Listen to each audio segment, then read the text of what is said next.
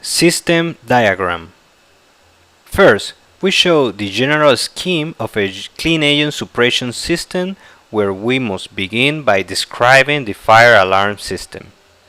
NFPA 2001 requires that a fire detection or alarm system be installed along with any gas extinguishing system. This requirement is due to two reasons. The first is common to all gaseous agents.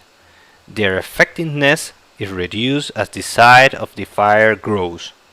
Second, for halocarbon gaseous agents, their application against open flame fires produce thermal decomposition of the product and the subsequent generation of acid hydrofluoric.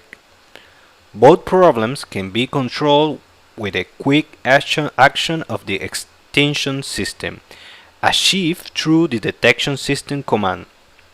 In other words, the sooner the extinguishing system acts, the smaller the fire will be, and the better the effectiveness of the extinguishing will be. Returning to our diagram, the fire alarm system is composed of photoelectric smoke detectors, double action pull station for manual activations. You can find more information in chapter 7.6.12.5. Horns and strobe lights for staff notification.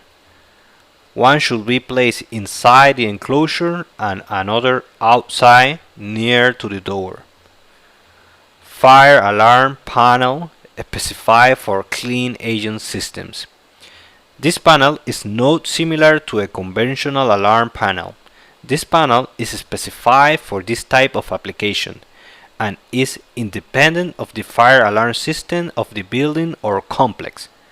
Considering the criticality of the operation area, these panels are subject to rigorous manufacturing tests.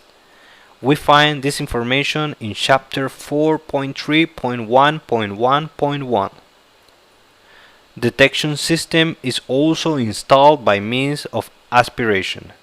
This system does not activate the suppression system, but its function is to alert personnel in advance of a possible fire source.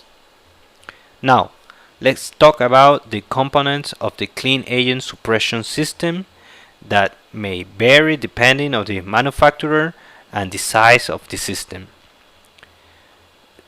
Agent container cylinders. This is where the agent is stored.